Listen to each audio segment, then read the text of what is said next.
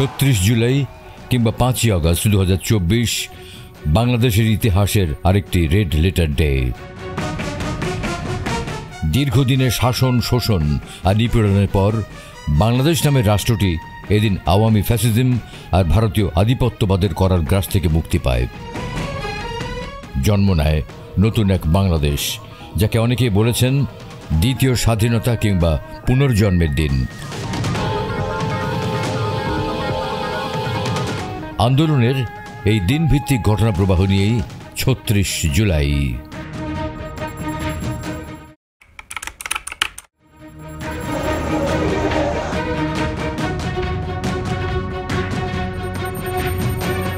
এদিন হঠাৎ করেই কোটা সংস্কার ও হাইকোর্টের রায় স্থগিত চেয়ে আবেদন করেন ঢাকা বিশ্ববিদ্যালয়ের নৃবিজ্ঞান বিভাগের শিক্ষার্থী ও ঢাকা বিশ্ববিদ্যালয় সাংবাদিক সমিতির সভাপতি আল সাদি ভূঁইয়া এবং উর্দু বিভাগের শিক্ষার্থী আহনাফ সাইদ খান।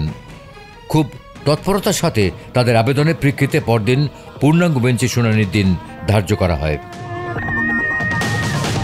আদালতে দুই শিক্ষার্থীর পক্ষে শুনানি করেন জ্যেষ্ঠ আইনজীবী শাহ মঞ্জুরুল হক। তবে বৈষম্য বিরোধী ছাত্র আন্দোলন জানিয়ে দেয় ওই দুই শিক্ষার্থী তাদের কেউ নন। এই সিদ্ধান্ত যে সরকার তাদের একটা নীতি নির্ধারণের সিদ্ধান্ত হিসেবে তারা এখানে সিদ্ধান্ত গ্রহণ করবার প্রধানতম অথরিটি, সেটাকে সরকার পাশ কাটিয়ে বারবার সেটাকে কোর্টের দিকে ঠেলে দিয়েছে এবং শিক্ষার্থীদেরকে কোর্টের বিপরীতে দাঁড় করানোর তারা চেষ্টা করেছে, যাতে করে শিক্ষার্থীদেরকে কোর্টের বিপরীতে দাঁড় করিয়ে শিক্ষার্থীদের উপরে নিপীড়ন করাটা তাদের জন্য আরও বেশি ইজি হয়ে যায়, সহজতর হয়ে যায়, নিপীড়নের অজুহাত তারা পেয়ে যায়, সেই ব্যবস্থা তারা করতে চেয়েছে। আমরা সেই জায়গায় আন্দোলনে সরকারি যে সিদ্ধান্ত গ্রহণ করতে পারে, সরকারের কাছেই যে আমাদের দাবি, সেই দিকে আমরা আন্দোলনকে এগিয়ে নিয়ে যাওয়ার চেষ্টা করেছি। ঢাকা বিশ্ববিদ্যালয়ের গ্রন্থাগারের সামনে এদিন সন্ধ্যায় সংবাদ সম্মেলনে দেশব্যাপী নতুন কর্মসূচির ঘোষণা করেন সমন্বয়ক নাহিদ ইসলাম। এক দফা দাবিতে সকাল সন্ধ্যা সারা দেশে ব্লকেট কর্মসূচি পালিত হবে এবং এই ব্লকেটের মধ্যে সড়কপথ, রেলপথ আওতাভুক্ত থাকবে। ভোগান্তির জন্য সরকারকে দাঁড় নিতে হবে, কারণ আমরা এতদিন ধরে রাজপথে আছি, তারপরেও সরকার বা নির্বাহী বিভাগের পক্ষ থেকে আমাদের সাথে কোনো ধরনের আলোচনা বা আশ্বাস এখন পর্যন্ত আমরা পাইনি।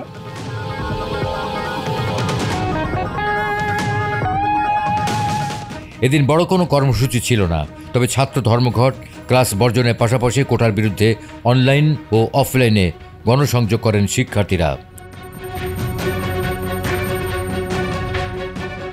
এই আন্দোলন আসলে একদিনের আন্দোলন না। যখন দেখলাম যে এটার ভিতরেও এই কোটা সংস্কারের যৌক্তিক দাবিটাকেও অযৌক্তিক বলা হচ্ছে, তখন আর ঘরে বসে থাকা সম্ভব হয়নি। এটা কোটার দাবির চেয়েও বড় ছিল, কোথাও ভিতরে কাজ করছিল যে ফ্যাসিস্ট একটা সরকার, তার অন্যায়ের বিরুদ্ধে প্রতিবাদ করা। এটা আমার নিজের ব্যক্তিগত মুখ্য বিষয় ছিল। আর সে কারণ যদি বলি, আমরা সবাই জানি যে ওনার যে রেজিমি ছিল সে সময়ে পুরো দেশের ব্যবসায়ী থেকে শুরু করে চাকরিজীবী, দিনমজুর অনেকে ব্যক্তিগতভাবে সাফার করেছে। আন্দোলনের সংহতি জানিয়ে দুপুরে বাংলাদেশ প্রকৌশল বিশ্ববিদ্যালয় বুয়েটের শিক্ষার্থীরা তাদের ক্যাম্পাসের শহীদ মিনারে মানববন্ধন করেন।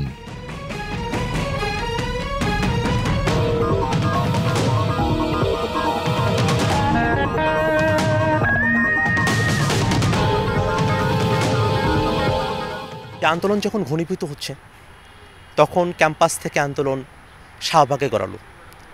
শাহবাগে বাংলা ব্লকেট কর্মসূচির মধ্য দিয়ে আরও সাধারণ মানুষের আমরা সেখানে অংশগ্রহণ দেখতে পেলাম। আমার মনে পড়ে যে শাহবাগে যখন বাংলা ব্লকেট চলছিল, সেই সময়টাতে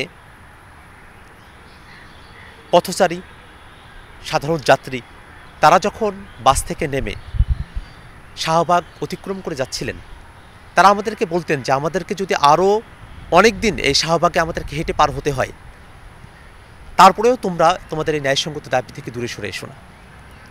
আমাদের অভিভাবক পর্যায়ের মানুষেরা যখন আমাদেরকে এই কথাগুলো বলতেন, তারা এই সাময়িক ভোগান্তিকে যখন তারা সাদরে গ্রহণ করেছিলেন একটা ন্যায়সঙ্গত দাবির জন্য, সেটা আমাদেরকে আরও অনুপ্রাণিত করেছিল।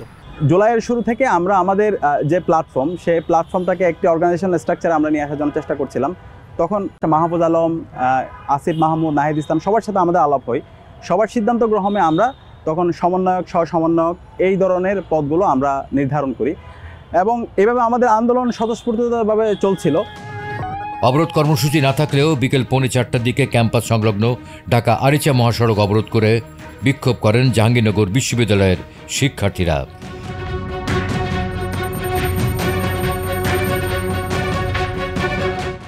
আমরা এমন একটা অবস্থায় পৌঁছালাম যেখানে শুধুমাত্র যে ভোটের অধিকার থেকে আমরা বঞ্চিত হয়েছি তা না, আমাদের ন্যূনতম মতামত প্রকাশের অধিকার থেকেই আমরা বঞ্চিত হয়ে গেলাম। এই জনপদের প্রতিটা মানুষ এমন একটা অবস্থায় উপনীত হলো যেটা এক ধরনের ক্লিনজিং বলা যেতে পারে। পৃথিবীর বিভিন্ন জায়গায় যে দেখা গেছে, যে দেখা যাচ্ছে যে একটা বিশেষ মত বা পথের বাইরে গেলেই তাকে আর দাঁড়াতে দেওয়া হচ্ছে না, তাকে সরিয়ে দেওয়া হচ্ছে। এই রকম যে একটা ভয়াবহ অবস্থা, আসলে সেই অবস্থা থেকে পরিত্রাণের চেষ্টা চলছিল। সকল রাজনৈতিক দল করেছে, সকল সংগঠন করেছে, আর্থসামাজিক সংগঠন করেছে। তারই একটা পরিণতি আমি মনে করি জুলাইয়ের অভ্যুত্থান।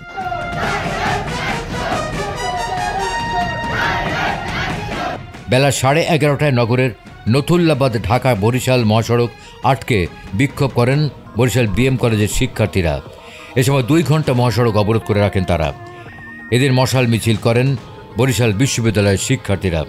প্রথমে জুলাই আন্দোলনটা কোটা আন্দোলন থেকে শুরু হয়। কোটা আন্দোলন সর্বপ্রথম বরিশাল বিএম কলেজ শুরু করে জুন মাসে। তো সেটা থেকে আস্তে আস্তে কোটা আন্দোলন বাড়তে থাকে। দুপুর 12টার দিকে কলেজ গেটের সামনে অবস্থান কর্মসূচি পালন করেন রাজশাহী কলেজের শিক্ষার্থীরা।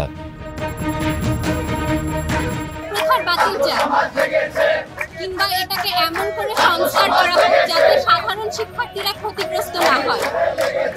আমার নিজেরও কোটা আছে, আমি একটা পোষ্য কোটা পাই, কিন্তু তবুও আমি চাই যে না, এই কোটা প্রথা বাতিল হোক কিংবা সংস্কার হোক। মেধাবী শিক্ষার্থী এবং যারা কোটাধারী শিক্ষার্থী, এখন দেখা যাচ্ছে যে মেধাবী শিক্ষার্থীর পার্সেন্টেজ অনেক বেশি, কিন্তু তার মেধার কোটা হলো মাত্র 44%, কিন্তু অন্যান্য যে এটা আছে সেটা হলো 56% বিভিন্ন কোটায়। এই জন্য আমরা চাই যে বৈষম্যমূলক যে কোটাগুলো আছে সেই কোটাগুলোতে সংস্কার করা হোক।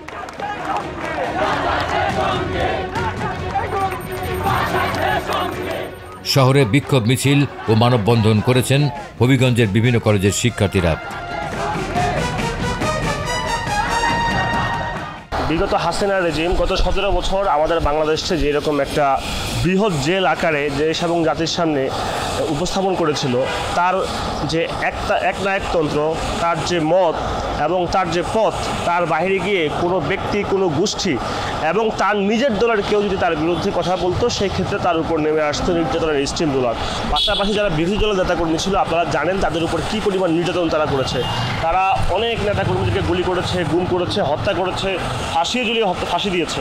তা শুধুমাত্র হাসিনার জুলুম, তার যে স্বৈরাচারী মনোভাব, তার ফ্যাসিজমের বিরুদ্ধে কথা বলার জন্য। এক দফা দাবিতে বেলা 3:30 থেকে বিকাল 4টা পর্যন্ত বিশ্ববিদ্যালয়ের প্যারিস রোডে অবস্থান কর্মসূচি পালন করেছেন রাজশাহী বিশ্ববিদ্যালয়ের শিক্ষার্থীরা।